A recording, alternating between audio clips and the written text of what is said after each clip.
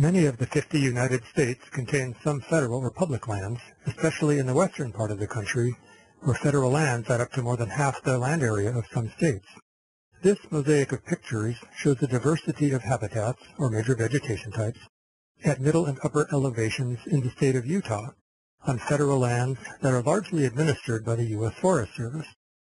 So one might ask, how do we, the Forest Service and partners, go about measuring the condition of these large-scale vegetation types, and then how do we design management so that these habitats either remain at or move toward a healthy condition? And by healthy, we mean a level of condition that allows these lands and their biotic communities to sustain both themselves and their products for use and enjoyment by people. One such process or tool that aims to answer these questions has come to be known as landscape conservation forecasting, and this presentation takes you through a relatively simple example of how it works. For our example, we're going to focus on just one of the major vegetation types shown here, so let me call your attention to just left of center in this mosaic. We're going to focus on forests at middle and upper elevations of Utah's mountains where quaking aspen is present, and usually very abundant, often mingling with several species of conifers such as Douglas fir, subalpine fir, or Engelmann spruce. And as a quick aside, if any major vegetation type could be called charismatic, I think it would be aspen, with its brilliant fall color displays that contrast with the unchanging dark green of the conifers and the snowy peaks, all under a deep blue sky. But beyond such ideal postcard views, aspen forests don't all look like this example pictured here. In fact, by driving around Utah's mountains, you would see various expressions of aspen conifer forests, 4 common examples of which are shown here. These pictures show aspen conifer forests at different ages, from the youngest at upper left to the oldest at lower right.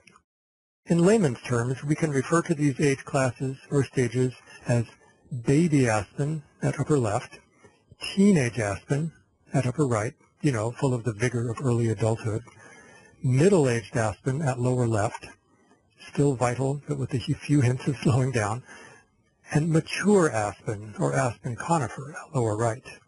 And as another aside, it is not necessarily a good thing to be called mature by one's children or grandchildren. What we're really talking about here at the lower right is a state of accelerated decline or deterioration.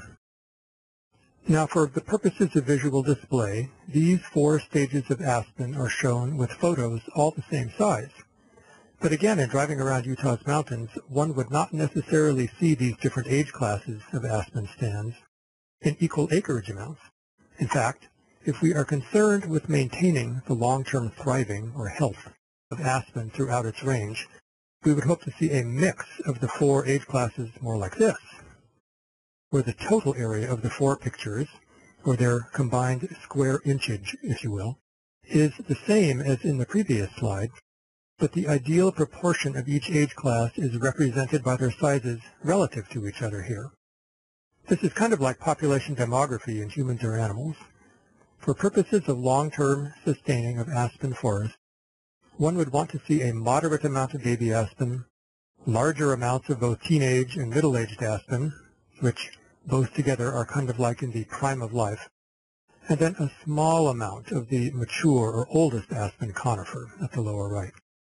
In other words, you need enough of the baby stage to grow up into the prime of life stages, but you don't want so much of the oldest stage that you lack enough of the others that are younger or more vigorous.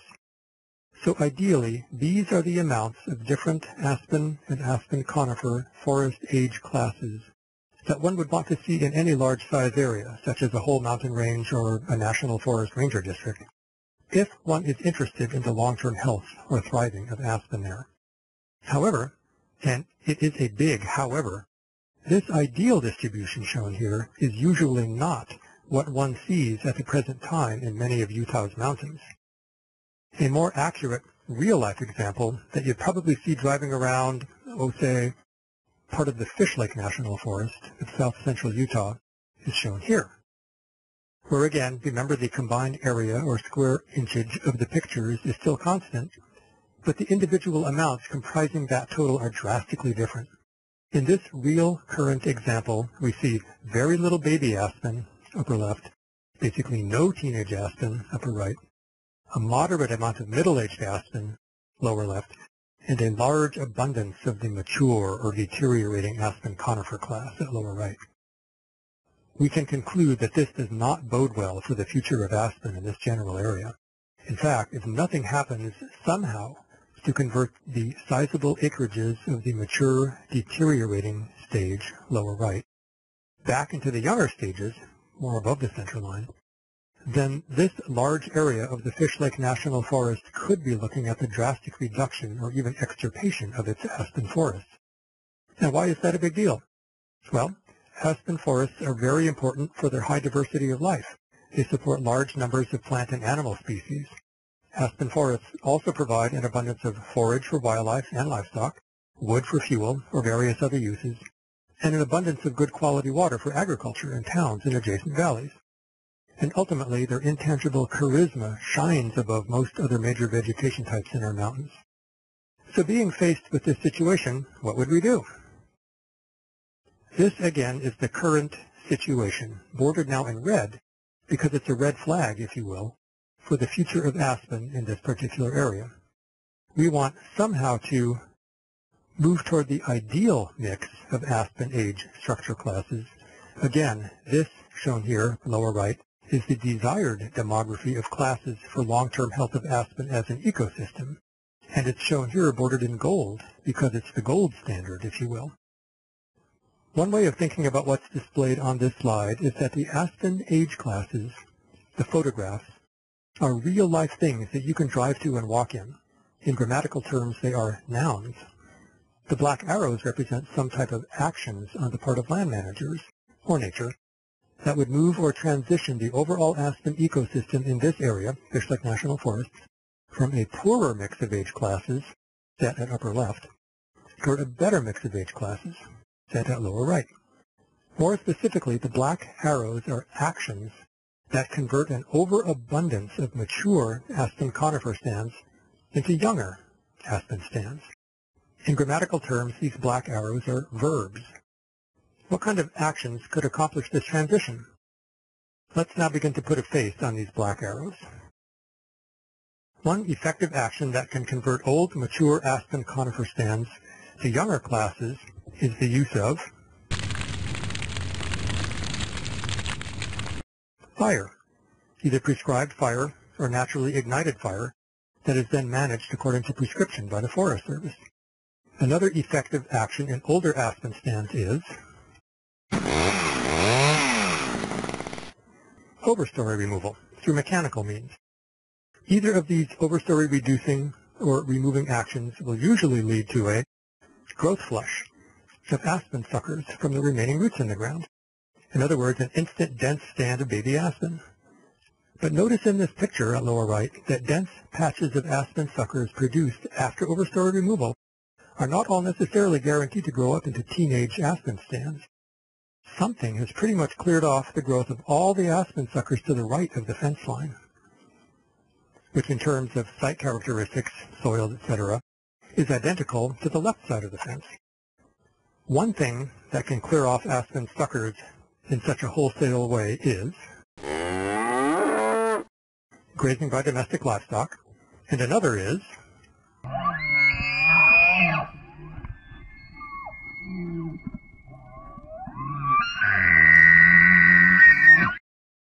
grazing by native ungulates, especially elk, both of which, cows and elk, gravitate toward young aspen suckers like humans toward ice cream, many humans anyway.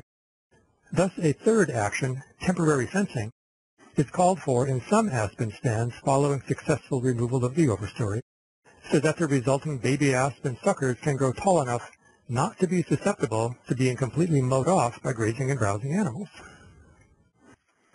So here, then, again, are these three actions, the three specific faces to the generic black arrows shown a couple of slides ago. Each of these actions, and in fact all actions in a forest manager's toolbox, have one thing in common. They are not free. Each one has a cost that is well known or can be estimated. Even management of natural ignited fire carries a cost.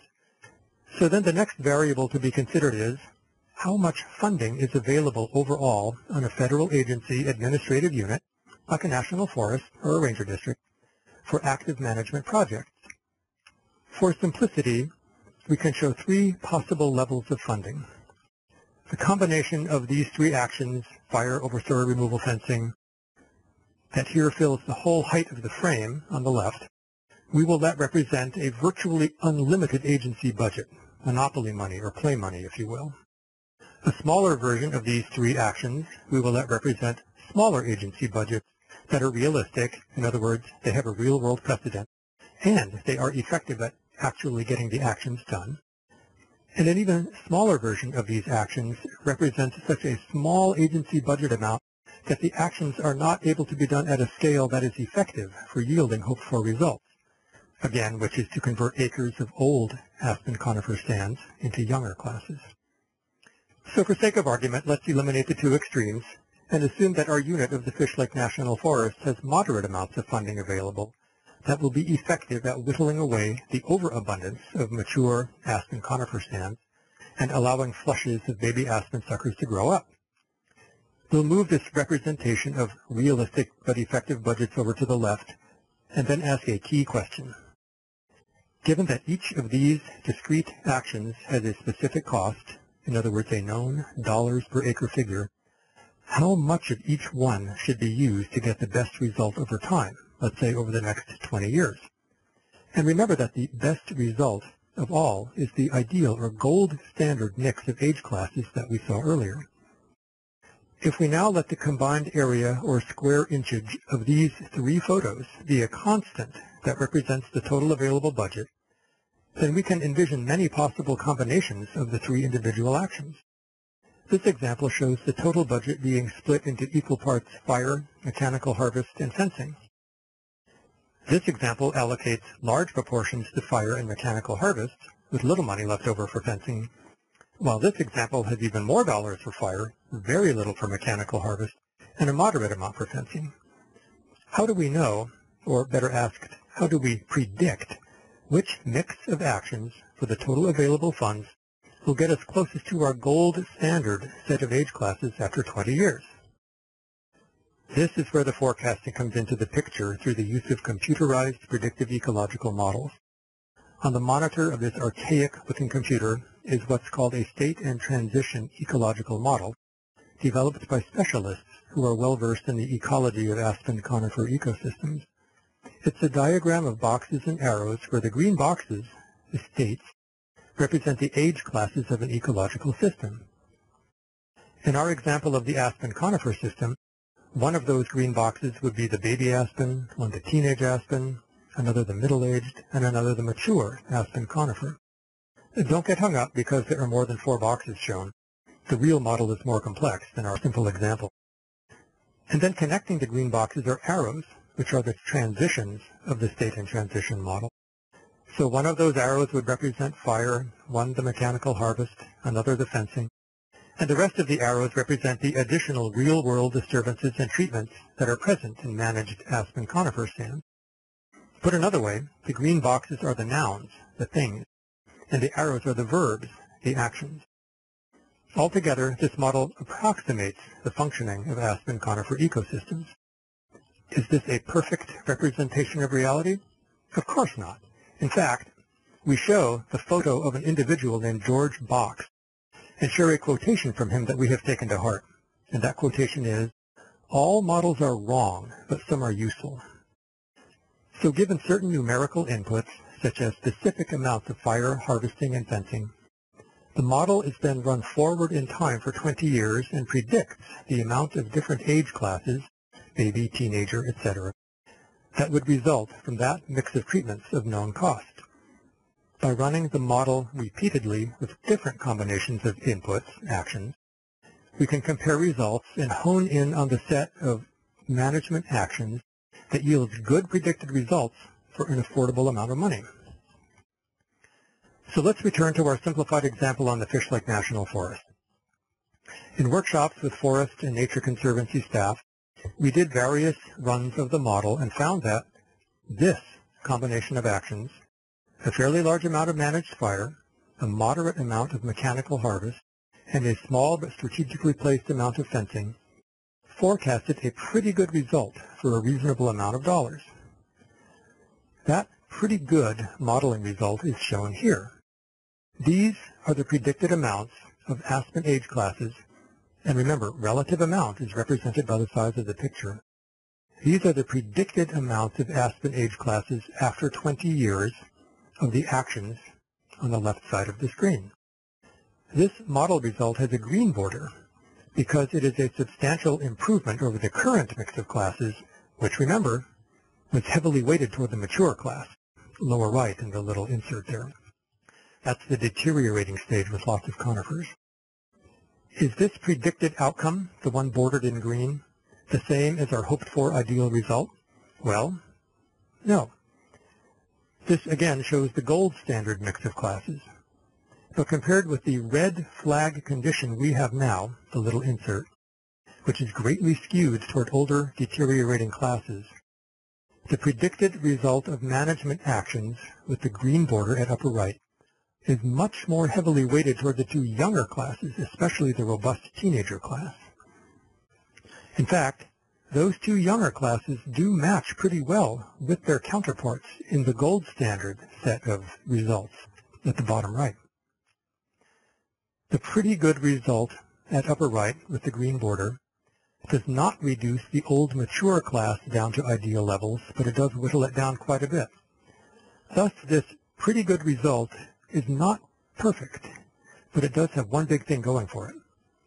If we consider the magnitude of improvement, which we can calculate, although it's too detailed to explain how here, if we consider the magnitude of improvement as a benefit to the Fish Lake National Forest and to society, and we divide the value of that benefit by the total cost of the actions needed to achieve it, we derive a benefit-cost ratio that is basically a return on investment.